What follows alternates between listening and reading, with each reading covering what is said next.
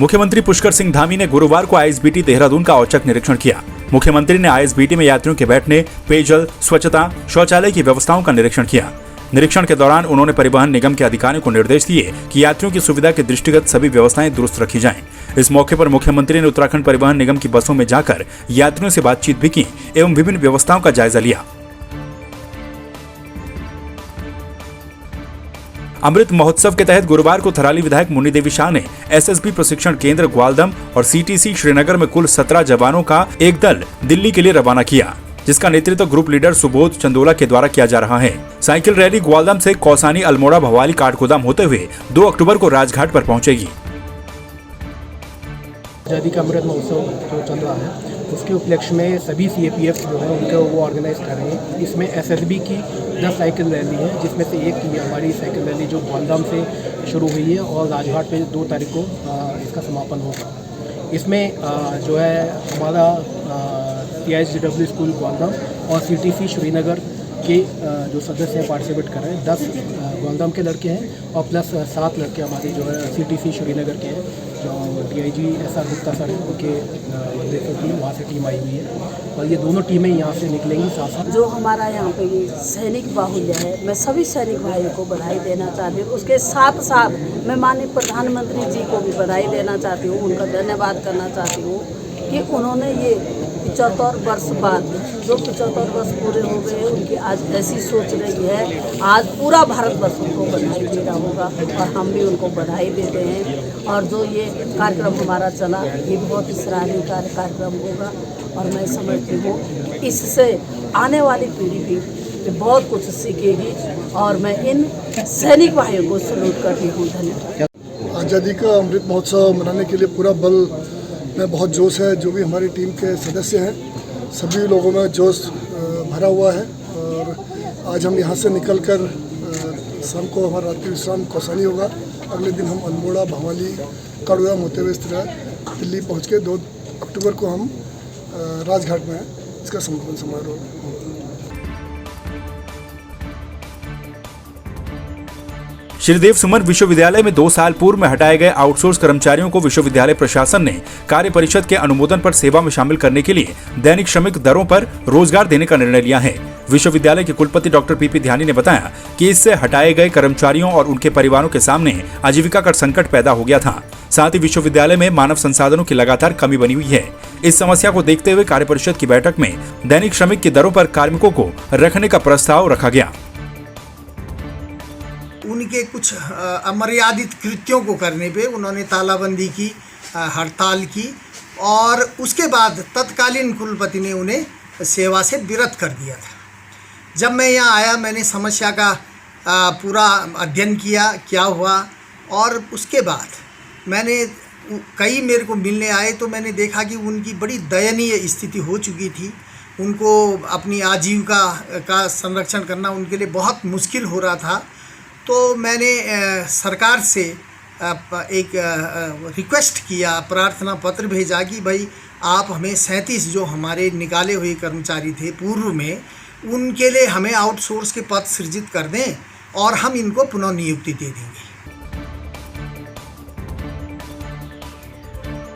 उत्तराखंड के तराई में बसने वाले किसानों और सिख समुदाय को चुनावी दंगल में रिझाने की राजनीतिक दलों की कोशिशें तेज हो गई हैं, जिसके चलते बीजेपी और कांग्रेस दोनों ही राजनीतिक दल अपने अपने हथकंडे अपना रहे हैं। किसान आंदोलन के चलते बीजेपी से नाराज चल रहे किसानों को बीजेपी कैसे अपने पाले में खींचती है और सत्ता से विमुख कांग्रेस कैसे रिझाती है, इसके लिए हर कोई अपनी बिसात बिछाने में जुटा हुआ है। सिख किसान भाई जो है वो कुछ लोग नाराज हैं, लेकिन जो कानून आया वो बहुत सही आया। उसमें परिवर्तन की बात भी भारतीय जनता पार्टी कर रही है और अभी अगर सिख विरोधी या सिखों के खिलाफ कोई ऐसी बात होती तो अभी जो बाजपुर में 5600 कुछ एकड़ ज़मीन का मसला था उसे हमारे माननीय मुख्यमंत्री पुष्कर सिंह धामी ने निपटा दिया और उसमें जो है वो जो रोक लगी हुई थी, जो प्रतिबंध लगे हुए थे वो हटा दिए। तो ये कुछ ही लोग जो हैं वो इस तरीके की बातें पैदा कर रहे हैं। किसान आंदोलन पे इस चीज़ का कोई प्रभाव नहीं है। अब किसान भी जाग चुका है, वह समझ चुका कि ये सब चुनावी इनके चालें हैं, षड्यंत्र हैं और कुछ नहीं है। अगर इन्होंने किसी को सिख समुदाय से या किसी किसान समुदाय से उच्च पद पर लेके जाना था तो 4.5 साल पहले क्यों उन्हें याद नहीं आई। अब इन्हें 2 महीने में क्यों याद आ रहा है। 2-3 महीने का कार्यकाल बचा है, आगे विधानसभा के इलेक्शन, ये सब इनके चुनावी हथकंडे हैं। इसका अब वोटरों पे कोई असर नहीं होगा। जब तक हमारी मांगें पूरी नहीं होती, हम भाजपा का पुरजोर विरोध करते रहेंगे। तो निश्चित रूप से, क्योंकि भारतीय जनता पार्टी को पता है आज जो सिख समुदाय उनके बहुत बड़े पक्ष में था, मोदी जी को बनवाने में, प्रदेश में सरकार उत्तराखंड में बनवाने में हमारे सिख भाइयों का, हमारे किसान भाइयों का और मजदूर भाइयों का एक बहुत बड़ा योगदान था। अब फिर से भारतीय जनता पार्टी अपने किसान भाइयों को, सिख भाइयों को और मजदूर भाइयों को अपनी तरफ लुभावने के लिए उनको कहीं ना कहीं धनबल का, सत्ता का और इस प्रकार के सर्वोच्च पदों पर आसीन कर फिर से गुमराह करने का कार्य कर रही है। बेरीनाग में खितौली रीठा रतौली खस्ता हाल मोटर मार्ग को लेकर ग्रामीणों ने एसडीएम सुंदर सिंह को ज्ञापन सौंपा और बताया कि 2 वर्ष पूर्व पीएमजीएसवाई के द्वारा इस मार्ग में डामरीकरण किया गया था। मार्ग में अधिकांश डामरीकरण उखड़ चुका है और सड़क पूरी तरह से गड्ढों में तब्दील हो गई है। सड़क की नालियां बंद पड़ी हैं। यदि समय रहते सड़क को ठीक नहीं किया गया तो कभी भी हादसा हो सकता है। एसडीएम ने बताया कि इसकी जाँच कर कार्रवाई की जाएगी।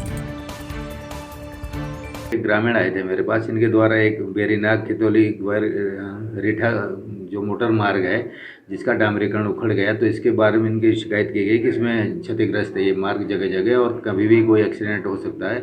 तो मेरे द्वारा जो संबंधित विभाग है उनके लिए जो है इसमें कार्रवाई के लिए लिख दिया जाएगा। रीठा तो मोटर मार्ग में जो बड़े बड़े गड्ढे हो गए हैं, गाड़ी पलटने का खतरा हो रहा है और मुख्य मार्ग से होते हुए तहसील तक जहाँ अनेकों विद्यालय आते हैं, जो बच्चे इधर से जाते हैं तो गाड़ियों की दिक्कत है, उसमें सामना करना पड़ता है। बड़े बड़े गड्ढे हुए हैं। विभाग को कितनी बार लिखित रूप में देने के बाद, दूरभाष से सूचना देने के उपरांत भी विभाग द्वारा कोई भी कार्रवाई अमल में नहीं लाई जा रही है। इसके संदर्भ में हमने आप जिलाधिकारी महोदय को एक ज्ञापन दिया गया है। इसमें उचित कार्रवाई न होने पर हमारे द्वारा अग्रिम कदम उठाया जाएगा। कुमाऊं में प्रांतीय व्यापार मंडल ने काशीपुर में युवा संगठन को जोड़ते हुए नई कार्यकारिणी का गठन किया। कुमाऊं मंडल प्रभारी अश्विनी छाबड़ा ने सभी पदाधिकारियों का माला पहनाकर स्वागत किया। साथ ही पूरे कुमाऊं में युवा व्यापारियों को जोड़ने के लिए सभी नगर अध्यक्षों को निर्देश भी दिए। इस दौरान उन्होंने बताया कि कोरोना काल में संकट से जूझ रहे व्यापारियों की समस्याओं के लिए जल्द ही रुद्रपुर में कार्यक्रम का आयोजन किया जाएगा। युवा वर्ग की हमने काशीपुर से युवा टीम की गठन करके काशीपुर महानगर ने एक अच्छी टीम को जोड़ा है अपने साथ और मैं उनके उज्जवल भविष्य की कामना करते हुए यही चाहूँगा कि संगठन के प्रति, व्यापार मंडल के प्रति निष्ठा से और व्यापारी हित में कार्य करें, जिससे कि एक संदेश जाए व्यापारियों में कि हाँ, हमारे लिए कोई कुछ काम करने वाले लोग हैं। तिवारी जी और हमारे मीडिया प्रवक्ता, प्रदेश के मीडिया प्रवक्ता के सौजन्य से और उनके सहयोग से आज हमने अपने शहर में युवा विंग का निर्माण किया है। हम इस युवा विंग से अपेक्षा करते हैं कि जिस प्रकार हम लोग व्यापारियों के हित में आगे बढ़कर काम किया है हम लोगों ने, हम चाहते हैं कि युवा विंग भी हमारे साथ कंधे से कंधा मिला के आगे बढ़े और व्यापारियों के हित में काम करें। रामनगर में एक रिसोर्ट में पुलिस ने सेक्स रैकेट का भंडाफोड़ कर 5 कॉल गर्ल समेत एक युवक को आपत्तिजनक स्थिति में पकड़ा। पुलिस इन सभी को हिरासत में लेकर कोतवाली ले आई, जहां इनसे पूछताछ की जा रही है। पुलिस के मुताबिक इस मामले में विशाल नाम का एक शख्स मौके से फरार हो गया, जिसकी तलाश की जा रही है। कल रात्रि में एंटी ह्यूमन ट्रैफिक सेल व थाना रामनगर को सूचना प्राप्त हुई कि मोहान स्थित एक प्राइवेट रिसोर्ट में कुछ युवक युवतियां आपत्तिजनक कार्यों में लिप्त हैं। जिस सूचना पर उक्त होटल में छापामारी की कार्रवाई की गई और वहां से 5 युवतियां व 1 युवक को गिरफ्तार किया गया। युवक युवती के विरुद्ध थाना रामनगर में अनैतिक देह व्यापार निवारण अधिनियम के अंतर्गत अभियोग पंजीकृत करके उन्हें जेल भेजा जा रहा है।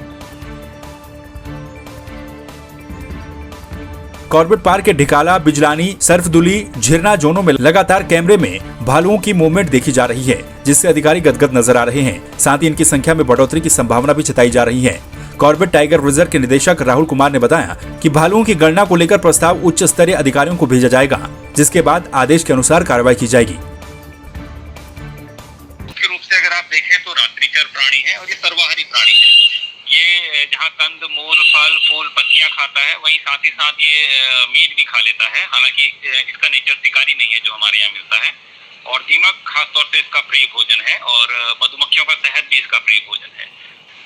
कॉर्बेट में यदाकदा भालू दिखते रहे हैं और अभी कैमरा ट्रैप जब से शुरू हुए तो इनकी काफी जो है संख्या देखी जा रही है। साइट स्पेसिफिक या जोन स्पेसिफिक एनिमल मूवमेंट्स को तो हम डॉक्यूमेंट नहीं करते हैं, परंतु ये है कि जो हमारे कोर एरियाज है वहाँ पे भालुओं के प्रेजेंस है। ढिकाला, सर्फदुली या बिजरानी के जो एरियाज़ हैं, झीरना के जो एरियाज़ हैं, इन सब में लगातार कैमरा ट्रैप के माध्यम से जो बेयर्स हैं उनकी प्रेजेंस जो है वो डॉक्यूमेंट भी होती है और इन सब की प्रेजेंस और वहाँ पर जो इनडायरेक्ट एविडेंस भी जो है वो भी इन इलाकों में लगातार प्राप्त होते रहते हैं।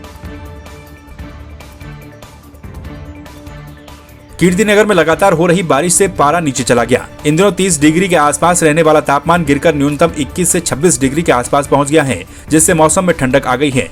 वहीं बिगड़े ड्रेनेज सिस्टम के कारण नालियां चौक हो गई और नालियों का पानी सड़कों पर आ गया। ऐसा ही हाल नेशनल हाईवे 58 पर भी देखने को मिला। आए दिन न तो स्कूल के बच्चे आ सकते हैं, न कोई आ सकता है। गाड़ी वाले देख ही रहे हैं। अभी थोड़ी देर पहले आपने देखा होगा, मैंने कोशिश भी की खोलने की और अब तो पानी काफ़ी घट गया है, लेकिन तब पुल धराशायी हो जाए, टूट जाए, कह नहीं सकते। जब पुल टूट जाएगा क्या प्रशासन तब सुधरेगा?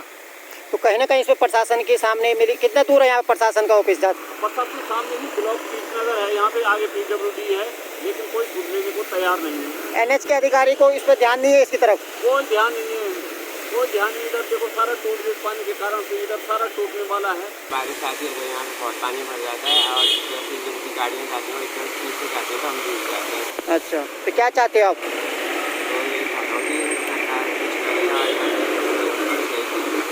आपको डर लगा होता कहीं पुल टूटने का भी डर होता होगा? पुल टूटने का डर नहीं रहता था बारिश के कारण पानी भर। क्या नाम आपका बेटा?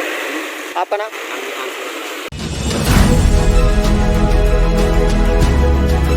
क्या है देवभूमि की जनता का मुंह? किसकी बातें हैं सच और कौन बोल रहा है झूठ? कितना बढ़ चला है प्रदेश में चुनावी पारा? कामकाज में कौन जीता और कौन हारा? 2022 के चुनावी समर में किसका होगा मंगल? देखिए देवभूमि का दंगल 2022 का विधानसभा चुनाव सिर्फ संवाद 365 पर।